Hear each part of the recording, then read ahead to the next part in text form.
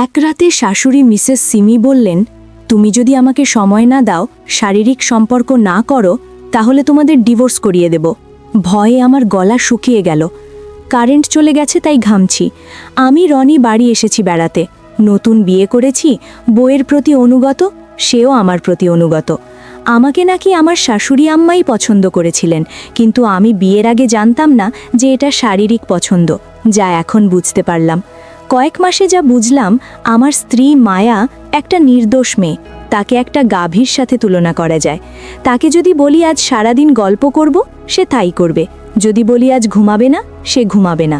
তার নিজের ইচ্ছে নেই, সে আমার কথা মতো চলে। কিন্তু সমস্যা হচ্ছে, আমি বাদে তার সবচেয়ে গুরুত্বপূর্ণ হচ্ছে তার বাবা মা। তার মা যদি বলে ডিভোর্স দিতে, আমাকে সে দিয়ে দিবে। এটাই আমার ভয়। কাহিনীর বর্তমানে আমার শাশুড়ি মিসেস সিমি আমাকে শারীরিক সম্পর্কের প্রস্তাব দিলেন। উনি বললেন, আমার রনি আজকাল আর আমার সাথে সময় দেয় না। আমি লজ্জায় চুপ হয়ে আছি। এদিকে কারেন্টও চলে গেছে, আর তিনি এসব বলছেন। অন্য রুমে মায়া ঘুমাচ্ছে। এই রাতের বেলা গরমেও সে গভীর ঘুমাচ্ছে। কিভাবে? আল্লাহ জানেন। আমি আগে ভাবতাম এগুলো টিভি ও পত্রিকাতে হয়, শাশুড়ি জামাই মিলন। কিন্তু আজ বুঝলাম বাস্তবেও হতে পারে, যদি শাশুড়ি খারাপ থাকে। এখন আমার ভয়, মা এরকম হলে মেয়ে কেমন হবে? সেও কি চাইবে তার মেয়ের জামাইয়ের সাথে? ছি, এগুলো আমি কি ভাবছি? বর্তমানে ফিরলাম কল্পনা হতে। শাশুড়ি মিসেস সিমি বলছেন, রাত ৩টায় তুমি আমার রুমে এসো, আজ তোমার রনি ফিরবে না। আসবে তো? আমি ঘড়ির দিকে তাকালাম, রাত ১টা বাজে। আমি উঠে দাঁড়ালাম, আর তখনই কারেন্ট আসলো। রুমে এসে দেখি মায়া ঘুম থেকে জেগে আছে। ভয় পেলাম, সে কি আমাদের সব কথা শুনে ফেলেছে? কারণ দেয়ালেরও কান আছে। আমি শুয়ে আছি চোখ বন্ধ করে খাটে। রাত ৩টে বাজে। মায়া ঘুমাচ্ছে। এখন আমার কাছে দুটো রাস্তা, এক শাশুড়ির ঘরে যাওয়া, ২ বাথরুম থেকে প্রস্রাব করে ঘুমিয়ে পড়া। আমি আমাদের ঘরের দরজা খুলে বের হলাম। তারপর শাশুড়ির দরজা খুলে আমি আস্তে করে করিডোরে বের হলাম। পুরো বাড়িটা নিস্তব্ধ।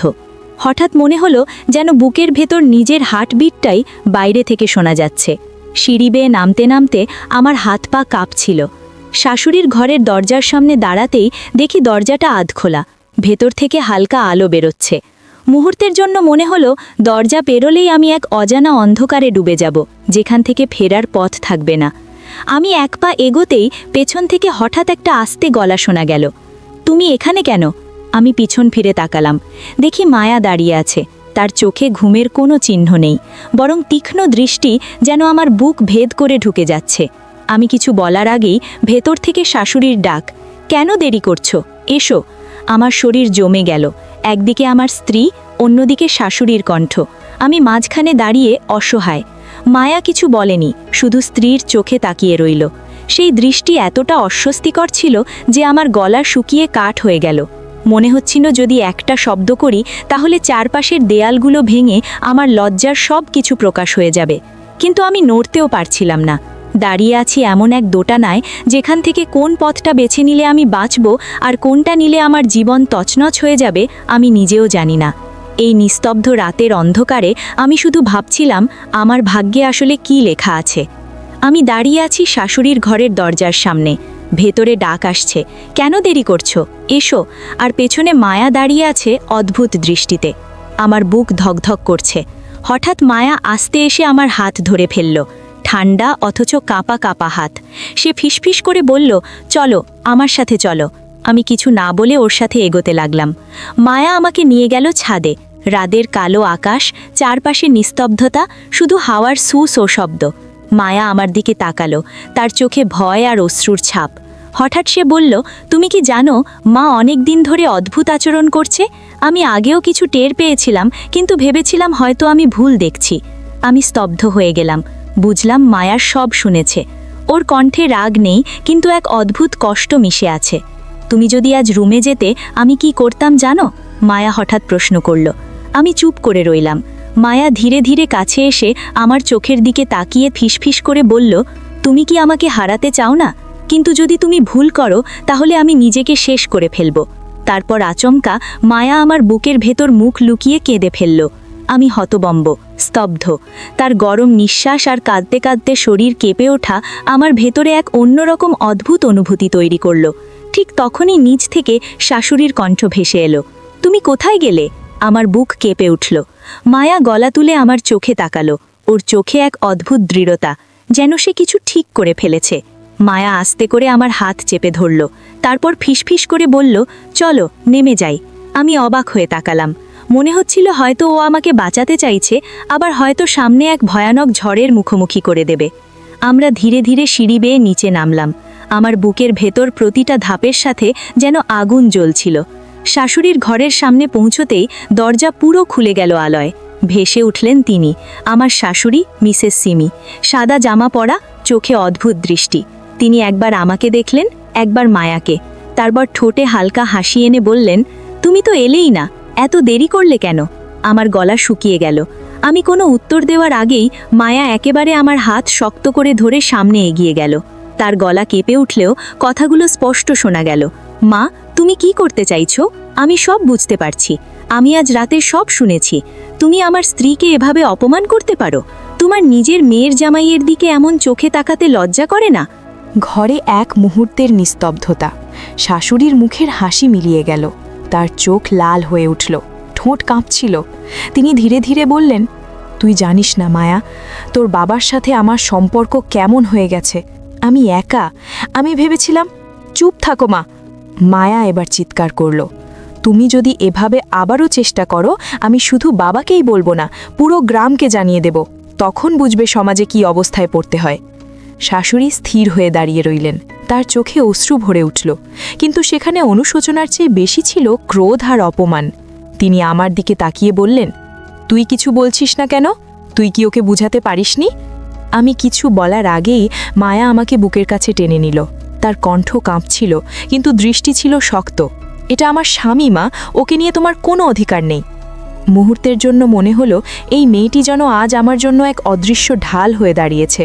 আমার বুকের ভেতর অদ্ভুত উষ্ণতা ছড়িয়ে পড়ল, কিন্তু একই সাথে ভয়ও হচ্ছিল। শাশুড়ি কি এত সহজে থেমে যাবে? ঠিক তখনই দূরে গেটের শব্দ শোনা গেল। কার যেন মোটরসাইকেল ঢুকছে। মায়া আর আমি একসাথে তাকালাম। শাশুড়ির মুখ ফ্যাকাশে হয়ে গেল। তিনি ফিসফিস করে বললেন, তোমার বাবা ফিরে এসেছে। আমার বুক কেঁপে উঠল। এ কি, তবে আরও বড় ঝড়ের আগমনী সংকেত? গেটের শব্দ যেন বুকের ভেতর বজ্রপাতের মতো বাজল। শাশুড়ির মুখ সাদা হয়ে গেল। মায়া আমাকে শক্ত করে আঁকড়ে ধরল। আমি স্থির হয়ে দাঁড়িয়ে আছি, বুঝতে পারছি না এক্ষুনি কি হতে যাচ্ছে। কয়েক সেকেন্ড পরেই দরজার বাইরে রনির গলা শোনা গেল। কে এভাবে দরজা খোলা রেখেছে? শাশুড়ি হুঁচকিয়ে উঠে দাঁড়ালেন, চাদর গায়ে জড়িয়ে দরজার দিকে এগোলেন। আমাদের দিকে শেষবারের মতো তীক্ষ্ণ দৃষ্টি ছুড়ে দিলেন, যেন ইশারা করলেন কিছু না বলতে। মায়া আমার হাত ছেড়ে দিল, কিন্তু তার চোখ বলছিল, চিন্তা করো না, আমি আছি। রনি ঘরে ঢুকতেই চারপাশ নিস্তব্ধ হয়ে গেল। তার চোখ ক্লান্ত, কিন্তু কণ্ঠ ছিল কঠিন। এত রাতে তোমরা সবাই জেগে আছো কেন? মায়া চুপ, আমি চুপ। শুধু শাশুড়ি ভাঙা গলায় বললেন, গরমে ঘুম আসছিল না, তাই। আমি দেখলাম মায়া কেঁপে উঠল। তার ঠোঁট নড়ছে, যেন সব বলে দেবে এক্ষুনি। আমি ওর হাত চেপে ধরলাম। এই মুহূর্তে যদি সত্যি ফাঁস হয়ে যায়, তবে পুরো সংসার ভেঙে যাবে। রনির দৃষ্টি আমাদের ওপর ঘুরে এলো। কয়েক মুহূর্ত তাকিয়ে থেকে তিনি বললেন, আজকে আমি ক্লান্ত, আলো নিভিয়ে ঘুমাও। তারপর তিনি নিজের ঘরে ঢুকে দরজা বন্ধ করে দিলেন। শাশুড়ি হালকা শ্বাস ফেললেন, তারপর আমার দিকে তাকালেন। তার চোখে অনুশোচনা নেই, বরং অদ্ভুত একটা ক্রোধ, যেন মায়া আমাকে বাঁচিয়ে দিয়ে তার পরিকল্পনাকে ভেঙে দিয়েছে। মায়া এবার মুখ খুলল। তার কণ্ঠ কাঁপছিল, কিন্তু শব্দগুলো ধারালো। মা, আমি এবার চুপ থাকলাম বাবার জন্য, কিন্তু আবার যদি এভাবে করো, আমি বাবাকে সব বলে দেব। তখন শুধু সংসার ভাঙবে না, তোমার মুখও সমাজে দেখানোর জায়গা থাকবে না। ঘরে তীব্র উত্তেজনা।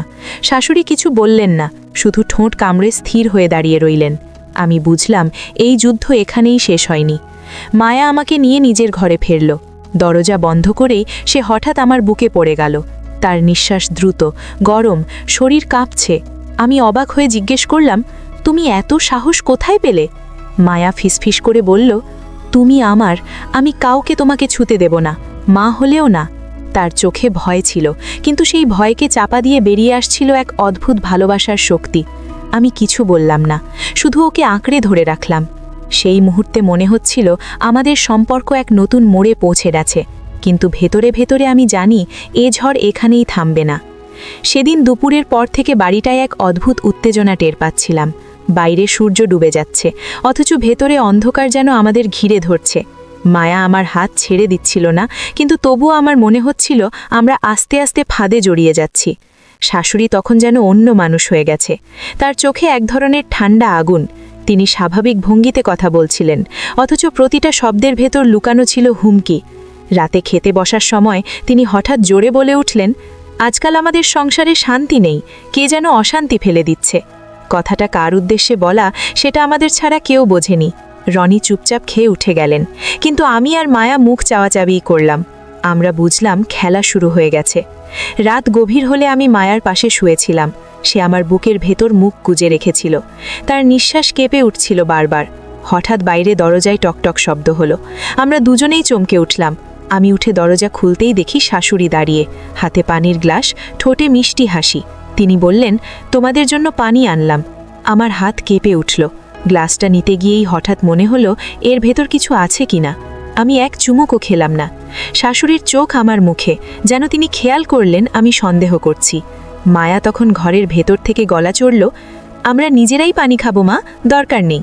শাশুড়ি কিছু না বলে হেসে চলে গেলেন, কিন্তু যাবার সময় তার চোখে অদ্ভুত দৃষ্টি ছিল, যেন বলছে, তোমরা যতই এড়াও আমি ছাড়ব না। আমি দরজা বন্ধ করে ভেতরে ঢুকতেই মায়া ফিসফিস করে বলল, ওর উপর ভরসা করো না, মা আজকাল সব কিছুতে কৌশল করছে, হয়তো আমাদের ফাঁসানোর জন্য কিছু করছে। আমার বুকটা ধরফর করতে লাগলো। যদি সত্যি তিনি আমাদের ফাঁসানোর জন্য কোনো পরিকল্পনা করেন, তাহলে আমরা কোথায় দাঁড়াবো? হঠাৎ নিচ থেকে একটা চিৎকার ভেসে এলো, ওই দেখো ওরা একসাথে কি করছে। আমরা দুজন একসাথে বারান্দায় গেলাম। দেখি বাড়ির কাজে রাখা এক আত্মীয়, যার চোখে শাশুড়ি অনেক আগেই কিছু সন্দেহ ঢুকিয়ে দিয়েছে, সে সবাইকে ডাকাডাকি করছে। তার গলার আওয়াজ শুনে আশেপাশের বাড়ি থেকেও দু একজন এগিয়ে আসছে। শাশুড়ি নিচে দাঁড়িয়ে মুখে কান্নার ভান করে গলা উঁচু করে বলছেন, আমার জামাই আর মেয়ে দুজন মিলে আমাকে অপমান করেছে, তোমরা সবাই বিচার করো। আমার বুক ফেটে যাচ্ছিল। গ্রামের সামনে এভাবে যদি আমাদের নাম ছড়িয়ে পড়ে, তবে আমি আর মায়ার জীবন শেষ। মায়া আমার হাত ধরে বলল, তুমি ভেবো না, আমি তোমাকে ছাড়ব না। মা যতই চেষ্টা করুক, আমি সবাইকে সত্যটা বলবো। কিন্তু আমার মনে হচ্ছিল, সত্য বললেও কি মানুষ বিশ্বাস করবে, নাকি উল্টে আরও ভয়াবহ বিপদে পড়ে যাব আমরা। এই রাতটা হয়তো আমাদের জীবনের সবচেয়ে ভয়ঙ্কর রাত হয়ে দাঁড়াতে যাচ্ছে। বাড়ির উঠোনে মুহূর্তের মধ্যে ভিড় জমে গেল। আশেপাশের প্রতিবেশীরা টর্চ লাইট হাতে ছুটে এলো। শাশুড়ি তখন উঠোনের মাঝখানে দাঁড়িয়ে বুক চাপড়াচ্ছেন, চোখ থেকে পানি ঝরছে। গলা উঁচু করে বলছেন, আমার মেয়ের জামাই আমার ইজ্জত নিতে চেয়েছে, আমি কি এ বয়সে এসব সহ্য করব? তোমরা সবাই বিচার করো। চারদিক গুঞ্জনে ভরে উঠল। কেউ বলছে, এই কি সত্যি? কেউ বলছে, শাশুড়ির মুখ থেকে এমন কথা বের হলে নিশ্চয়ই কারণ আছে। আমার মাথার ভেতর বজ্রপাতের মতো বাজছিল। আমি কিছু বলতে যাচ্ছিলাম। মায়া তখন আমার সামনে দাঁড়িয়ে গেল। ওর চোখ লাল হয়ে আছে, কিন্তু দৃষ্টি অদ্ভুত দৃঢ়। সে চিৎকার করে বলল, সব মিথ্যে। আমার মা ইচ্ছা করেই এসব বানাচ্ছেন। উনি আমাদের ফাঁসাতে চাইছেন, কারণ উনি নিজেই আমার স্বামীকে কুপ্রস্তাব দিয়েছেন। প্রথমে কেউ বিশ্বাস করতে চাইল না। চারদিক থেকে অবিশ্বাসের আওয়াজ উঠল। একজন বলল, মেয়ে কি কখনো মায়ের বিরুদ্ধে এমন কথা বলে? আরেকজন বলল, হয়তো জামাইকে বাঁচাতে বানিয়ে বলছে। শাশুড়ি তখন কপালে হাত রেখে কাঁদছেন, আমার আপন মেয়ে আমাকেই দোষারোপ করছে। আমার এ বয়সে আর কি বাকি রইল আল্লাহ। পরিস্থিতি আরও ভয়ঙ্কর হয়ে উঠল। রনি তখন ঘর থেকে বের হয়ে এলেন।